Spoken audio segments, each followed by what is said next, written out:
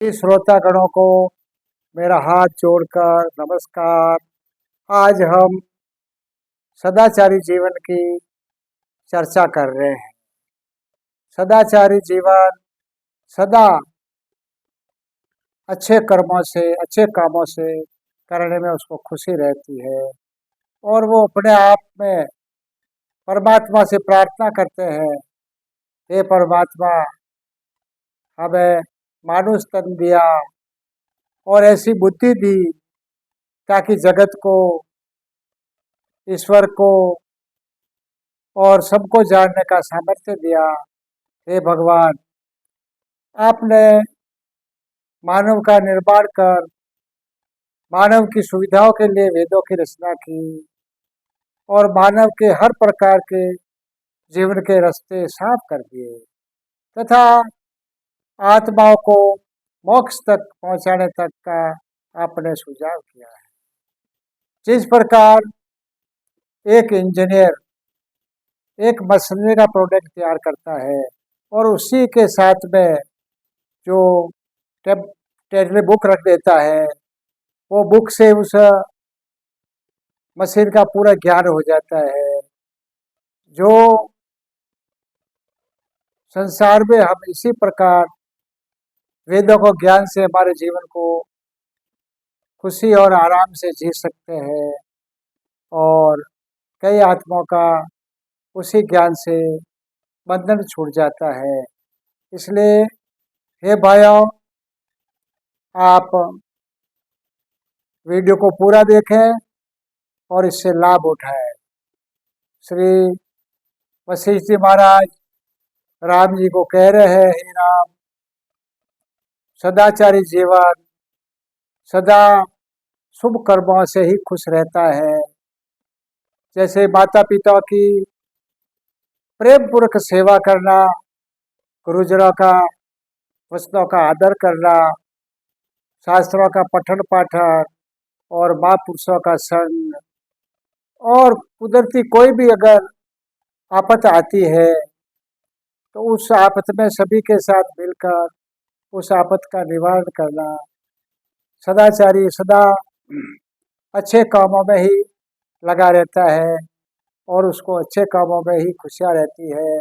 उसको हर काम करने में हिम्मत, उत्साह रहता है और उसको पूरा करने में वो पूरी लगन लगा के अच्छी तरह पूरा करता है।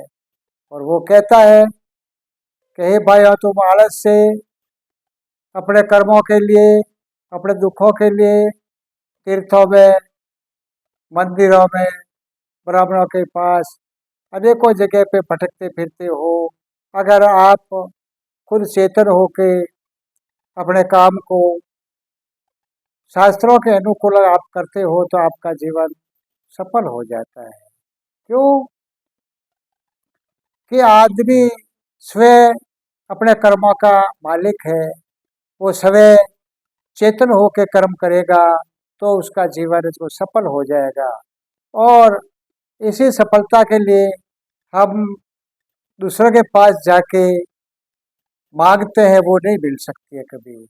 जैसे कृष्ण भगवान कह रहे हैं अर्जुन को, हे अर्जुन, तू अपने कल्याण के लिए खुद खड़ा हो और अपने आप से ही आपका कल्याण कर। अगर तेरी श्रद्धा नहीं लग रही है तो वैराग्य और साधना से उसको पूरी कर और तू अपने आप को अपना मित्र बन के कल्याण कर। जैसे एक सिपाही, एक सेनानी युद्ध के समय में कहता है कि लड़ाई में लड़ूंगा, लड़ाई जरूर लड़ूंगा, चाहे शरीर लड़ाई के मैदान में छूट जाए, लेकिन मैं लड़ाई जरूर लड़ूंगा। ऐसा वो संकल्प लेता है।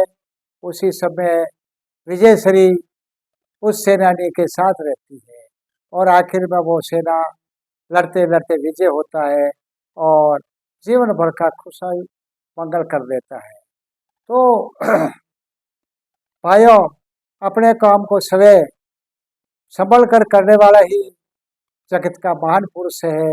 ऐसे महान पुरुषों ने ख्याति पाई है, उन्हीं का शास्त्रों में अच्छा नाम है। भक्ति माल में भी उनका सबसे ऊंचा नाम है। ऐसे सत्पुरुष बहुत कम मिलते हैं। जैसे एक महाभारत का प्रसंग आता है, उसमें बालक एकलव्य जो धनुष विद्या सीखने के लिए गुरु द्रोणाचार्य जी के पास जाता है और द्रोणाचार्य जी को कहता है, महाराज मैंने आपको गुरु मान लिया और आपसे मैं धनुष विद्या सीखना चाहता हूँ। लेकिन गुरु द्रोणाचार्य जी ने एकलव्य को ना कह दिया कि मैं आपको विद्या नहीं सिखा सकता, क्योंकि राज की ओर से मुझे आदेश नहीं है। तो एकलव्य वापिस जहाँ वो जंगल में रहता था वहाँ चला जाता है और एक ऊंचे चबूतरे पर गुरु द्रोणाचार्य की मूर्ति बिठा देता और उसके सामने जाके कहता है, गुरुदेव मुझे धनुष विद्या सीखनी है, आप मेरे पर कृपा करें। ऐसी याचना करके वो धनुष चलाता है तो बाण उसका कहीं लक्ष्य पे जाके लगता है। अगर बाण लक्ष्य पे नहीं लगता है तो वापिस गुरु महाराज के सामने आके प्रार्थना करता है, गुरु जी मुझे माफ़ दो, मुझे ऊर्जा दो, मुझे सामर्थ्य दो। वापिस वो अपने काम को लगता है। जब लक्ष्य पे तीर लगता है तो खुश हो जाता है, उसकी खुशी का ठिकाना नहीं रहता है। ऐसे करते करते वो कुछ काल में अच्छा धनुर्धर बन गया और सभी प्रकार के धनुष विद्याओं के बाण चलाने की विद्या उसको आ गई। एक दिन गुरु द्रोणाचार्य और पांडव कौरव जंगल में आखेट के लिए गए। उनके आगे आगे उनका कुत्ता चल रहा था। कुत्ता जैसे उनका गाइड करता हो ऐसे आगे आगे चलता रहता था। तो वो एकलव्य को देख के कुत्ता भौंका। भौंकने से एकलव्य ने उसके मुंह में बाण मार के बंद कर दिया भौंकना। जो ही कुत्ता गुरु महाराज के पास गया, द्रोणाचार्य जी ने उस कुत्ते को पकड़ा और उसके मुंह से तीर निकाले। 7 तीर थे और एक में भी कहीं भी खून नहीं आया। ये दृश्य देख के द्रोणाचार्य अचरज में पड़ गए। ऐसा कौन धनुर्धर है जो कुत्ता के मुख में बाण मारे और खून नहीं लगा।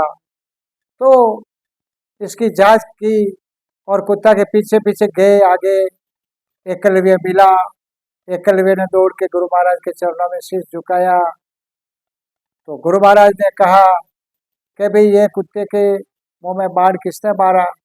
एकलव्य कहता है, गुरु जी मैंने मारा है। आपको बाण विद्या किसने सिखाई। उसने इशारा किया गुरु महाराज की प्रतिमा की तरफ, मैं गुरु द्रोणाचार्य जी के नाम से मैं सीखा हूँ।